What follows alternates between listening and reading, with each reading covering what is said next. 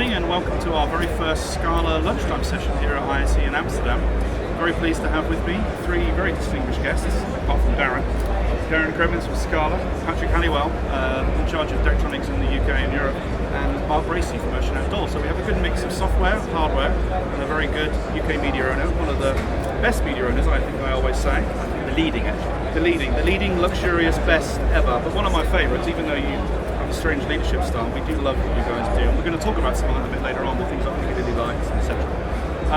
Let's talk about the show first of all. We're here at ISE, it's our first day, so not very many people have had a chance to look around. You arrived this morning, great little chat. You two have been waiting to a stand. But what's your general impression of ISE today? Well, firstly, it's busy. Having a look around, it's certainly the first day of exhibitions. $1 million stand, which is great, and we're just away from here. So, pleased with it. It's good, it feels good. Darren? Yeah, same. Really positive, lots of interest already. Both new opportunities as well as existing partners. Obviously, we're here quite predominantly to show our existing partners what we're doing moving forward. Obviously, we've got some exciting announcements to make as well. So just showing some of the existing technology and how we're doing it. We'll come on to Mark in a second about why you're here particularly. Have you been to this show before? Yeah, this is my 5th year running. Is it? Yeah. What do you look for when you come to a show like ours? I think what we look for is it's a touch point really to meet existing suppliers, and it's also interesting to see what other suppliers are doing, the new innovations in the sector. But no, it's a great touch point for our industry. Do you get lost in all the halls? Absolutely, yeah. We always get lost. Yeah. So is there one particular thing that you look for? LED, I would assume, is the big thing you look for. Yeah, I think we're looking at LED in particular. There's a raft of suppliers out there, as you well know. So trying to sort of filter it down to the most respected and the most prominent suppliers that fit our needs. Right. And your trip is what, 24 hours? You stay one night? We're actually going. Normally it is 24 hours, but this year we're going to be here for 3 days. Wow. Okay. Thursday, interesting. Darren, we saw you last at NRF in New York earlier in the year. How many shows does Scala tend to do a year? Yeah, so it's all fairly loaded up in the beginning of the year the way that our industry works. But we've done NRF, we've got 2 more shows in Vegas. The DSE is one of them. That's right. And I spoke to my boss this morning. He said you're doing Infocom in Florida this year as well. That's right. Also we're doing RBT and we're also doing Euroshow. RBT, so this is the Retail Business Technology Expo. You're doing that as well for the first time. So this is the big show, which is a combination of Retail Digital Signage Expo, so not really your field, but the week is part of London Digital Signage Week, which is your field. Absolutely. You're exhibiting for the first time, and Stratacache have always been at that show, I think. Yeah, Stratacache have been at the show. Scala were there about 3 years ago, and then we partnered with a couple of our partners more recently. This is our first foray back here. Scala. So Scala seems to be reinvigorated, obviously under the new ownership. Absolutely. Mr. Regal and Stratacache are getting the brand back out there. Yeah, absolutely. His presence and just the way that he's approaching things has been really, really good. We spoke to some of the Scala Netherlands people today on the stand. They said they couldn't understand his accent, so he might need to work on his English, being an American.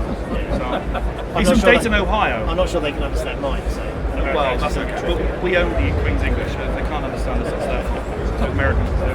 So what will you be doing at Retail Digital Signage Expo then? What's your plans for stand? Well, I guess firstly, we have one key show that we do during the ISE. Okay. We come here to meet people like Mark and to have those touch base with our key customers. Also, that we get leads out of the show, but it is a great place to be able to showcase. Right. So ISE will be our key show. Retail Digital Signage Show, that's the first time we're doing it. And we're going with our UHD. Okay. It won't be as big as what you've got here. It will be. Well, not the stand, but this Oh wow, okay. So we were looking last night, we had an exhibition class, so the press managed to stand and it was empty late last night. We saw the cube thing you had. Explain how that works. You had a LED, underneath onto the side. The whole point of that cube, what we're trying to show on that cube is because you've got different dimensions and different planes on the cube, we can show our immersive computer and show our display.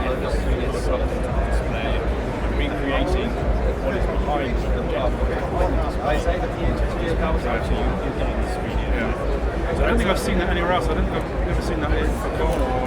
We introduced it last year actually. I see. Yeah. Oh, right. It's worth having a look. Okay. And you tend not to do shows, really, I suppose. I mean, Well, I mean, we do this show, obviously. Yeah. This is our main show, and it's so massive here. I mean, I don't really think we need to do anything else, to be honest with you. I mean, Probably not. I think everybody, maybe even beyond Europe, are probably here. Yeah. I think occasionally we are tempted to go to a place like Vegas, some shows over there, but we also think this is everything we need.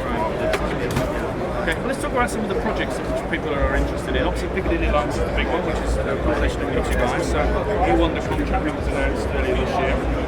Ocean Outlaw won the rights sometime last year.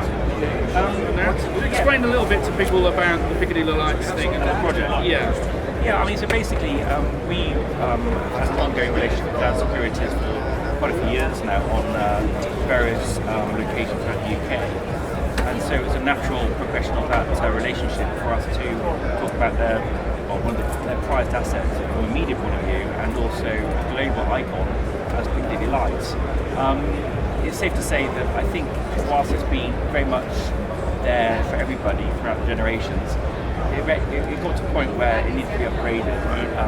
You mean the technology, all the way it was sold? Because they sold piecemeal all over the place, didn't they? I mean, there's people selling little LED tickers if you want to get married, or Valentine's kisses, and Samsung. To a lesser extent. I mean, the main for us was obviously being sold to the main brands, Coca-Cola, people like that. Right. But you own the whole thing now, so you can sell the whole thing. We don't own it. We're marketing. Marketing, right? Yeah. So we're marketing. We're only in media time. Yeah, we're selling it. We own it from a media. Now, will you subdivide that when it's peak? Will there be? Yes, I mean, to coin a phrase, it'll be the same but different. So it will still have the essence of the way it's been for many generations. So that patchwork effect will still be there. That's what I'm looking for. But it will be a 21st century take on that. Nice. So rather than having 7 separate screens, it's one screen, maybe one screen, but segmented. Nice. We don't want to give it all away because it's going to be launched in October, November, and everything will be seen then. But it's going to be unbelievable. And I think what's going to be particularly interesting is the tech that goes behind it. So we can have all the technology that one would expect now in our digital age. So look at technology, vehicle recognition, things like that.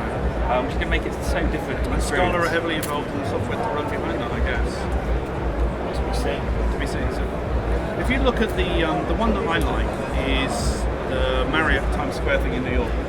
It's the LED is not too bad, but it's one of the largest advertising billboards in the world. And when they break it up, I'm going to use the term you just used, the patchwork. For me, it looks fantastic because one minute it could be playing the whole Super Bowl thing, and the next minute it's a patchwork. And it looks really good. The software to do that, you guys can do that with your players. So Daktronics must be really excited to win that business. That's going to be one of the major, in Europe, it's going to be one of the major landmarks.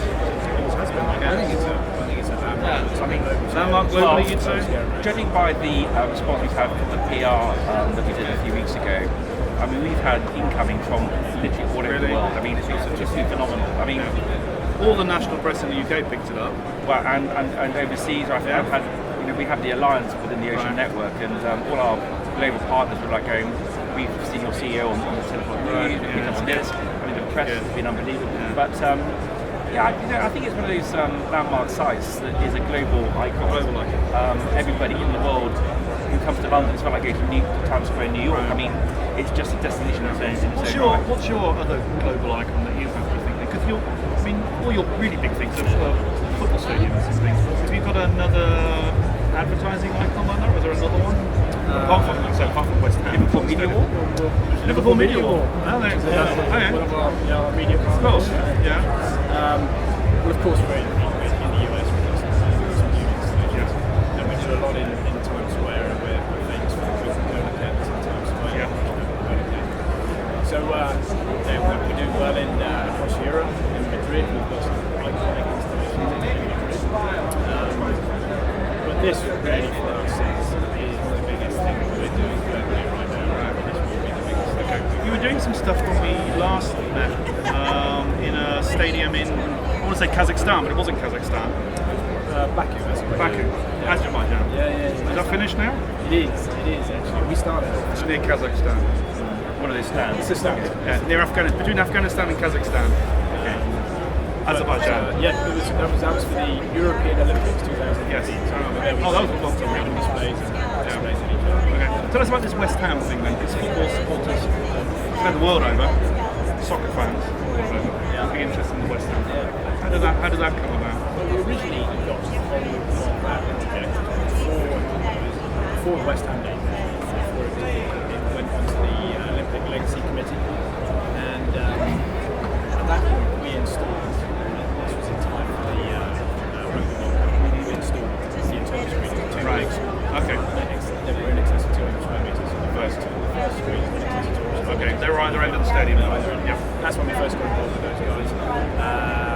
They then brought us in and wanted us to work on this next project, which was basically this facade. So originally that was going to be an architectural license, which was going to be still right. And then in the process of the tender, we changed that into a true matrix display. So it's a true matrix display that hugs the side of the contours of the building. So it moves not just on that way, but it also moves on that way. So if you were to put the flatten that out, you have a shape, curve,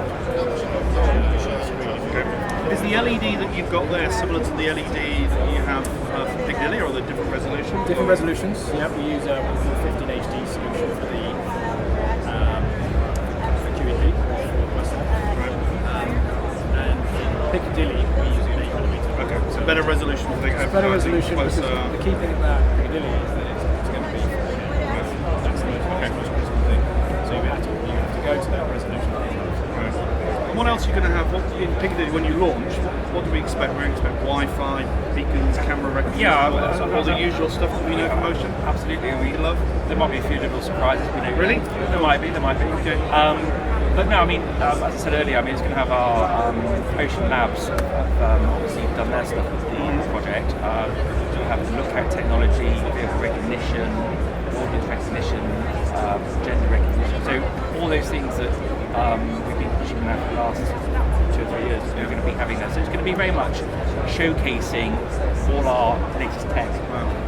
So a lot of pressure on to make that right. Absolutely, yeah. But then the great thing is we've been road testing this tech on various other sites for the last 6 or 7 months. So we're pretty confident we're going to get it right. I mean, there might be a few little teething problems. I doubt it very much. We've already got John Kilfeller, our head of ops, who's amazing at his job.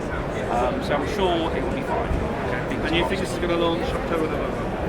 October, November. Yeah. So Darren, what's the one thing that people should come along and have a look at the Scala stand, apart from the coffee, which we all love? Yeah, the coffee's excellent. It's free as well. Is it? Oh, even better. So, but I think it's just general usage. Obviously, we're focusing quite heavily on retail and what we're doing as well. Yeah. Obviously, we've got some strong presence in that as well. But in this show and some of the other shows we're doing this year, very much retail centric. So, but it's about the whole ROI. Really. So Okay. it's all well and good having nice gadgets and doing nice things, but it's really showing the analytics and everything behind it. And, that's key to what we're doing. That's good. And then Daktronics, we said, well, the thing I love is the cube.